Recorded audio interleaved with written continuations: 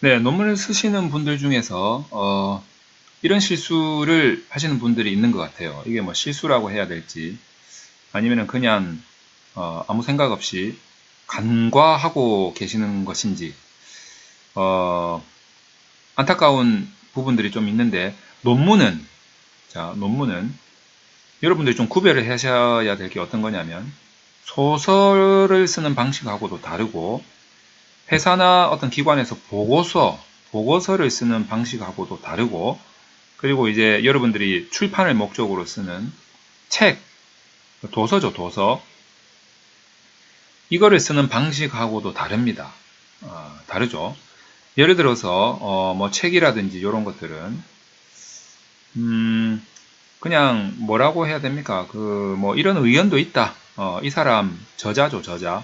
이 저자의 이런 의견도 있다. 우리가 그냥 다양성 차원에서 여러분들이 그냥 받아들이면 됩니다. 뭐 굳이 뭐 이런 의견에 대해서 비판은 할 수 있죠. 그렇다고 여러분들이 이 사람에 대해서 지적을 해서 이 책 출판을 뭐 철회를 시킨다든가 수정을 해와라. 다시 출판을 해라. 뭐 이런 식으로 할 수는 없는 거죠. 뭐 지 마음이니까. 다양성 차원에서 이런 의견도 있구나. 뭐 이런 생각을 하시면서 이 책을 돈을 내고 구입해서 보시면 되는 거죠. 그리고 이제 보고서 같은 경우에는 뭐 현재 주로 이제 뭐 현황 보고서 이렇게 많이 들어보셨죠. 뭐 현황 보고서 또는 뭐 분석 보고서 이런 것들이 있지만 어쨌든 뭡니까? 목적이 좀 있죠. 어떤 거냐면 이제 뭐 조금 더 판매 증진을 위한 목적 아니면은 뭐 더 확대를 위한 목적 뭐 이런 이제 목적을 위해서 우리가 논문에서 요구하는 것처럼 어마어마한 이런 타당성과 신뢰성 뭐 이런 것까지 요구는 하지는 않습니다. 그래서 조금 논문보다는 조금 더 가볍게 보는 것 같아요. 분석 자체가. 그래서 뭐 대부분 현황 정도 보는 이 보고서를 작성한 사람의 어떤 그 있는 그대로의 현황에 대한 파악 뭐 이렇게 보시면 될 것 같아요. 자, 그 다음에 이제 소설 같은 경우에는 뭐 거의 뭐 창작이죠, 창작. 뭐 이거는 뭐 우리가 뭐 소설을 읽고 뭐 지적을 한다거나 이렇게 할 수는 없고, 소설은 거의 창작물이기 때문에 논문하고 비교를 할 수가 없죠. 자, 이렇게 비교를 해본다면 논문은 어떤 특징을 가지느냐. 여러분들이 제가 정말 많이 강조를 하고 있지만 논문은 일단은 중복이 많다라는 특성이 있어요. 그래서 내가 앞으로 이렇게 하겠다. 그래서 이제 쭉 진행을 하고 그 과정에서도 앞으로 하겠다는 거하고 지금 이 과정에 나온 말들하고 뭐 일치가 돼야 되고 뭐 근거가 같아야 되고 또 뭐 추론이 있어야 되고 뭐 거기에 대해서 문제 제기가 돼야 되고 그 문제비를 누가 봐도 괜찮다라고 생각할 수 있는 객관적인 방법론을 동원해 가지고 풀고 그거를 다시 이 근거하고 다시 비교를 하고 그 다음에 거기에 따라서 또 시사점을 뽑고 또 연구 범위와 한계를 또 정확하게 설정을 해야 되고 그에 따른 또 후속 연구 과제도 던져 많아요. 그러다 보니까 이 근거를 제시했던 부분들이 여기저기에 자꾸 나타나게 됩니다. 그래서 중복적으로 근거를 계속 제시를 해줘야죠. 자, 여기서 제시했던 근거가 저기서 제시했던 근거와 다르면 안 됩니다.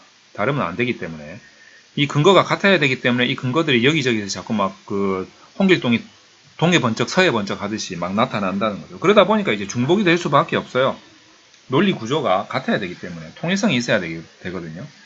자, 이런 특징이 좀 있다라는 거 하고 그 다음에 이제 요 근거를 계속 제시를 해줘야 됩니다. 근거를. 그래서 여러분들이 이제 실수하고 간과하는 부분 중에 하나가 뭐냐면 여러분들이 논문에서 사용하는 그 용어, 특히 용어 선정과 이 용어에 대한 사용에 대해서 가끔 가다가 이제 이런 분들이 계신 것 같은데 그 용어를 그냥 용어를 그냥 본인의 머릿속에서 만들어내 가지고 머릿속에서 물론 이제 그 용어의 의미라든지 그 왜 이런 용어를 사용한다라는 거에 대한 의도는 알겠어요. 왜냐면 이제 뭐 상식적으로 다 맞는 소리니까 굳이 뭐 이거를 뭐 비판하겠다라는 게 아니고 왜 이런 용어를 쓰며 이런 용어가 딱 보면 이 논문에 딱 적합해 보여. 내가 봐도. 그런데 이 용어를 그냥 생각난다고 그냥 쓰면 안 된다라는 거예요. 그러니까 왜 이 용어를 쓰게 되었는지에 대한 또 근거를 제시를 해야 돼요. 왜 이 용어가 이렇게 설명이 되어야 하는가에 대한 정의를 내려야 되고 그 정의에 대한 근거를 제시해야 되고 이 부분까지도 놓치면 안 된다라는 거죠. 뭐 예를 들어 가지고 이렇게 봅시다. 중년이다. 나는 이제 중년층에 대해서 조사를 하겠다라고 해가지고 이제 중년이라는 단어를 쓰겠다라고 해가지고 여러분 생각해 보세요. 중년 모르는 사람 있습니까? 뭐 대충 늙은 사람, 뭐 제가 어떻게 보면 중년인 것 같은데 대충 한 40대, 50대 정도 되면 뭐 중년이다. 느낌은 오지. 무슨 말인지는 알겠어요. 그런데 논문에서는 정확해야 된다는 거죠. 중년이 도대체 몇 살부터, 몇 세부터 몇 세까지를 중년으로 하느냐에 대한 정의가 있어야 되고 이렇게 정의하는 근거가 뭐냐에 대한 출처를 제시를 해줘야겠죠. 그냥 중년 이렇게 쓰면 안 된다는 거죠. 뭐 예를 들어가지고 또 뭐라고 해볼까요? 뭐 요새 베이비 부머 많이 쓰는데 뭐 예를 들어가지고 베이비 부머 이후 세대 뭐 이렇게 한다면 베이비 부머 이후 세대, 베이비 부머 이후 세대 알겠단 말이죠. 누군지. 그러니까 다시 말해서 제가 또 베이비 부머 이후 세대예요. 참. 55년부터 63년생까지 55년부터 1955년부터 1963년생까지를 베이비 부머라고 한다라는 근거와 출처는 되게 많아요. 그게 좋다 이렇게 한다면 이후 세대라는 거는 64년생부터 일 텐데 도대체 64년생부터 몇 살까지냐 이거예요. 몇 살까지. 그러면 이제 요걸 좀 규정을 해줘야 될 거 아니냐 이거죠. 그러니까 요 규정을 하고 이렇게 규정하는 또 근거와 출처는 또 어디서 또 그렇게 하느냐라는 거를 제시를 해줘야 된다는 거죠. 이런 것들이 되게 많아요.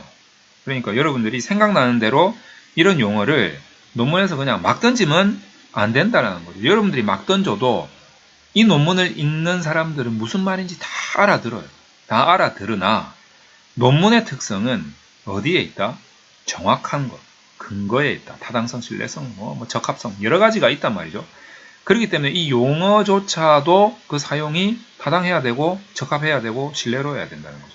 그렇기 때문에 이렇게 규정하는 것에 대한 정의를 내리고 그 정의에 대한 근거를 제시를 반드시 해야 된다. 여러분들이 사용하는 용어 유심히 한번 생각을 해보세요.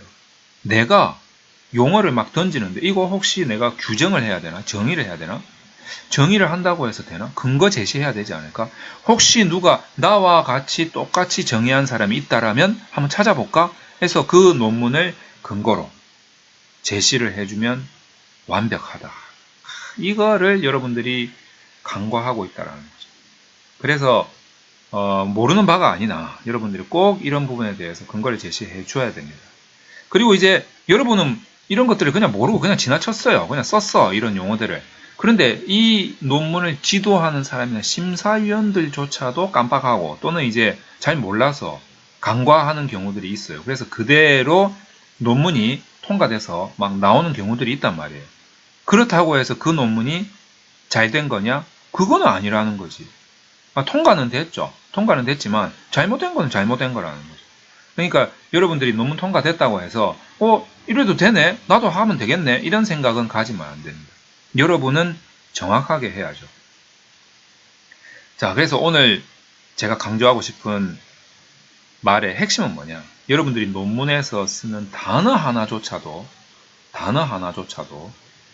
그 용어에 대한 이 정의와 근거 제시를 여러분들이 잊지 말자. 간과하지 말자. 실수하지 말자. 이런 말씀을 꼭 드리고 싶습니다.